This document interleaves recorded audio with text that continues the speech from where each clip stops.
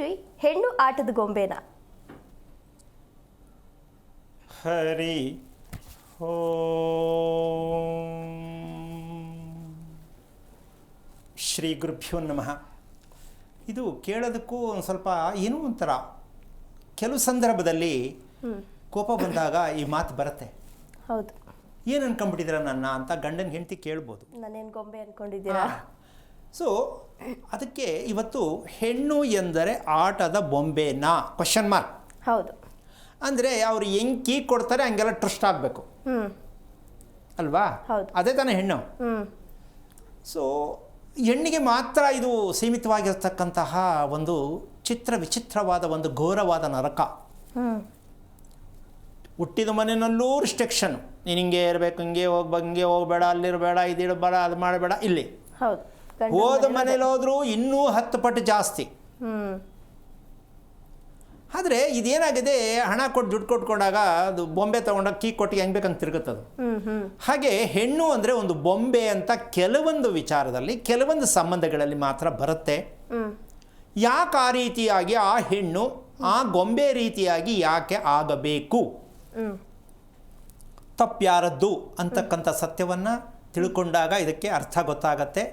ಗೊಂಬೆನ ಹೌದಾ ಅಲ್ವಾ ಅಲ್ವಾ? ಹೌದು. ಸೊ ಹಾಗಾಗಿ ಹೆಣ್ಣನ್ನು ದೇವತೆಗೆ ಹೋಲಿಸ್ತಕ್ಕಂಥ ನಾವು ಗೊಂಬೆ ಮಾಡ್ಕೊಂಡಿದ್ದೀವಿ ಗೊತ್ತಿಲ್ಲದೆ ಅಂದಾಗ ಅದು ನಮ್ಮ ಮನೆಗೆ ಯಾವ ರೀತಿಯಾಗಿ ಲಕ್ಷ್ಮಿ ಆಗತ್ತೆ?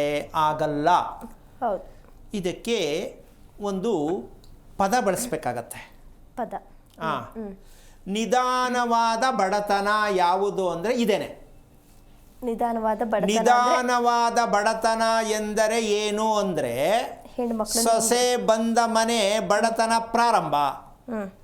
ಹಂಗಂತ ನಿಮ್ಮ ಮನೇಲಿ ಪಾಪ ಸೊಸೆ ಬಂದರೆ ಸಡನ್ನಾಗಿ ತಿರ್ಕೊಂಡು ನೋಡಬೇಡಿ ದಯವಿಟ್ಟು. ಹೆಣ್ಣು ಹೊಸ ಮನೆ ಪ್ರವೇಶ, ಹೊಸ ಮನೆ ಅಂದರೆ ಕಟ್ಟಿದ ಮನೆ ಅಂತ ಅಲ್ಲ, ಮನೆ ತುಂಬಿಸ್ಕೋತಲ್ಲ ಮದುವೆ ಮಾಡಿಕೊಂಡು. ಹೌದು. ಸೊಸೆಯಿಂದ ನಿಜವಾಗಿರ್ತಕ್ಕಂಥ ಸತ್ಯವನ್ನು ಹೇಳಬೇಕಂದ್ರೆ ನಿಧಾನವಾದ ಬಡತನ ಪ್ರಾಪ್ತಿಯಾಗುವುದಕ್ಕೆ ಕಾರಣ ಸೊಸೆನಾ ಮನೆನಾ? ಸೊಸೆ. ಅಲ್ಲ, ಸೊಸೆ ಮೇಲೆ ಹೇಳೋದು. ನಿಧಾನವಾದ ಬಡತನ ಚೆನ್ನಾಗೇ ಇದ್ದು ಸ್ವಾಮಿ, ಈ ಸೊಸೆ ಬಂದ್ಮೇಲೆ ಯಾಕೋ ಸರಿ ಹೋಗ್ತಾ ಇಲ್ಲ. ಸ್ಟಾರ್ಟ್ ಆಗ್ತಿದೆ. ಈ ಪ್ರಶ್ನೆಗೆ ಉತ್ತರ ಸಿಕ್ಕಿಲ್ಲ. ಇವತ್ತು ಇದನ್ನ ವಿಸ್ತಾರ ಮಾಡಿ ಹೇಳ್ತೀನಿ, ಕೇಳಿಸ್ಕೊಳ್ಳಿ.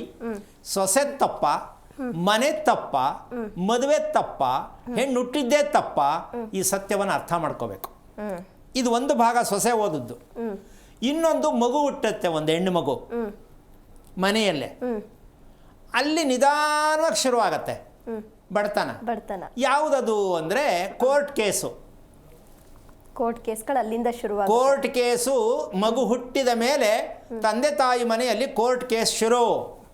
ಹೆಣ್ಣು ಮಗಳು ಹುಟ್ಟಿದ ಮೇಲೆ. ಯಾಕೆ ಇದು ಅಂದರೆ ಸೊಸೆ ಆಗಿ ಮನೆಗೆ ಮಗಳಾಗಿ ಇನ್ನೊಂದು ಮನೆಗೆ ಸೊಸೆಯಾಗಿರುವಂಥ ಹೆಣ್ಣು ಒಂದೇ.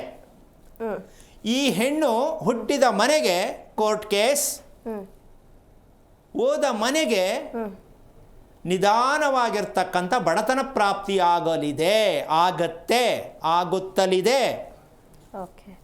ಈಗ ಇದರಲ್ಲಿ ಯಾರು ತಪ್ಪು ಅಂತಕ್ಕಂಥದ್ದು ಇವತ್ತು ತಿಳ್ಕೊಂಡಾಗ ಹೆಣ್ಣು ಎಂದರೆ ಏನು, ಇದಕ್ಕೆ ಪೂರ್ಣ ಕಾರಣಕರ್ತರು ಯಾರು? ಗೊಂಬೆ ಆಗಕ್ಕೋ, ಗಂಡನಿಂದ ದೂರ ಆಗಕ್ಕೋ, ಮನೆ ಬಿಟ್ಟು ಹೋಗಕ್ಕೋ, ಏನೋ ಒಂದು ಅತಾಚೂರ್ಯ ಹೆಣ್ಣಿಗೆ ನಡಿಬೇಕಾದ್ರೆ ಅದು ಹೆಣ್ಣು ಮೇಲೆ ಬರುತ್ತೆ ಹೊರತು ತಪ್ಪು ಯಾರದು ಅಂತ ಗಂಡು ಪ್ರಶ್ನೆನೇ ಬರಲ್ಲ.